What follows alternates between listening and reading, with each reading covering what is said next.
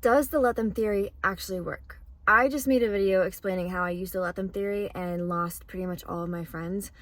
And that is a huge revelation because you realize you are living in a state of mind where you're surrounding yourself with people who don't care about you, or you're at a job that doesn't care about you. And the second that you let go and you let people show their true colors and you let them show up or not show up, your life starts to change. So we're going to talk about, does the let them theory actually work? The theory that Mel Robbins has coined in her book, The Let Them Theory. And let's just break it down into simple terms and see if it's something that could serve you in your life. I am not going to BS you. The let them theory is really hard and it hurts. It really hurts because it's hard because you give up the control and to allow people to be freely who they are. Because you feel like the second that you give up and you say, let's let them show up, let's let them text first, and they don't, I think what you're afraid of is the rejection and the fear of that. The reality is the let them theory is really simple. If they leave, let them. If they don't text you back, let them.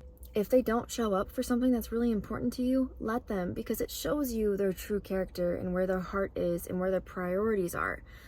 You are not going to be able to control somebody.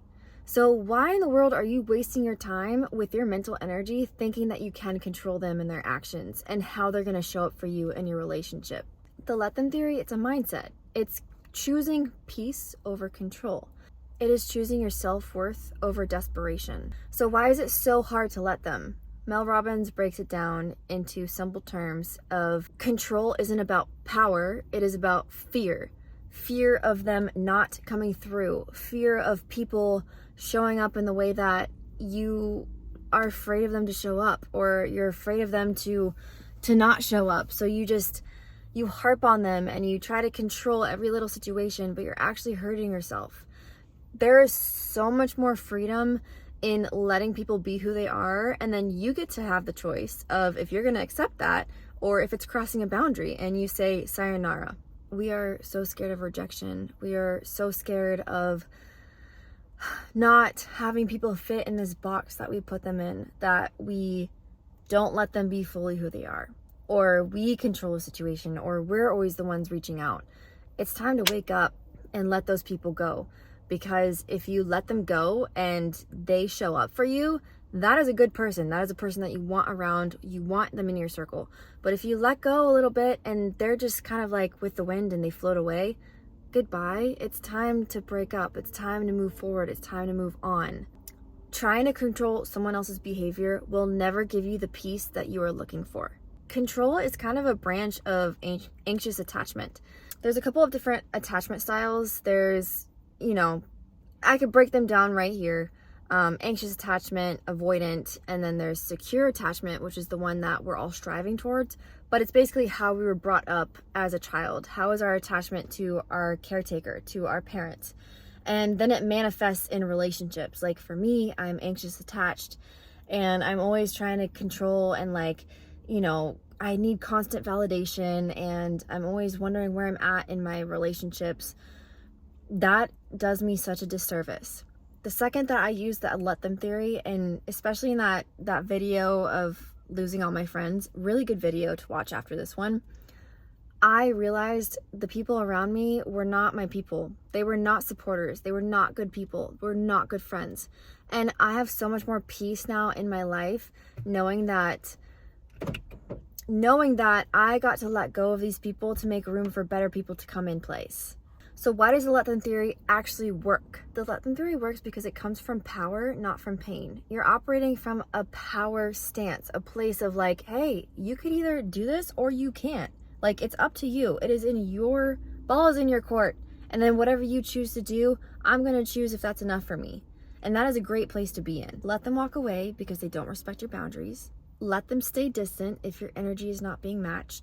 And let them go because holding on to them is actually hurting you and not them. So here's when the let them theory doesn't work. It doesn't work when you emotionally shut down. Let them shouldn't mean avoiding your feelings. You should look inside and say, why is this making me so anxious? Why am I trying to control so much? And why can I not let this go? Look introspectively and figure out what the root cause is to then realize, how can you let this go? How can you give the situation to God and just say, You are in control. I am not in control. And it doesn't mean to suppress your pain or to avoid it or to run away from it. Move through that pain. Yes, loss sucks. No matter who you're losing, a friend or a partner, loss sucks. And it's hard and it happens to everybody in life. But the sooner that you realize that loss was making space for something better, the more peace that you're gonna have. So here's a real life scenario. My sister and I didn't talk for 2 years. We had a huge falling out. And it was really hard because I kept trying to mend things and I just would feel snide and I would feel angst and anger. And it wasn't until I was like, you know what? Let her live her life. Let her not be in my life. Let her, do her own thing and just pretend that I don't exist. And eventually she came around. We mended our relationship and it's been great. We're working on building the bridge again. And that's amazing. But sometimes you just have to let people go and be who they're going to be, and then they'll come back. And if they don't come back, you can't control that either. What you can control is trying to be the bigger person in the situation and invite, mending and invite an olive branch. And again, it's just up to you and your discernment if you want to take that next step of allowing them back into your life, or if you truly feel like, they're really causing more harm than good. It's time to just let go, put my hands up. So does the let them theory really work? I would say, yeah, it absolutely does, because it allows people to be who they are, so then you can let yourself be who you really are. It works not because it erases the pain, not because it makes things easy to let go, but it allows you to give up control completely and say, this is not in my hands. Yes, take accountability for your own actions and take accountability for how you show up in relationships, but allow other people to take accountability for their habits and their relationships and the way they show up for you as well. So just, if you take anything away from this video, just know every time you say let them, you're really saying, I choose me.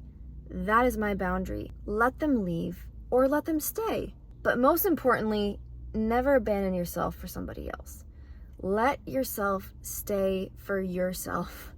Let yourself be your biggest fan. Let yourself be your biggest hero. And you know what's in your heart and you know what you need from somebody. And if they can't show up for you in that way, it's time to reassess. Stay grounded, stay whole, and stay kind to yourself. If any of this resonated with you, go ahead and drop it in the comments. And go ahead and subscribe, because I'm dropping videos every week about life and personal development and health and just only good things here, only good vibes. So I hope to see you guys around, and I'll catch you later.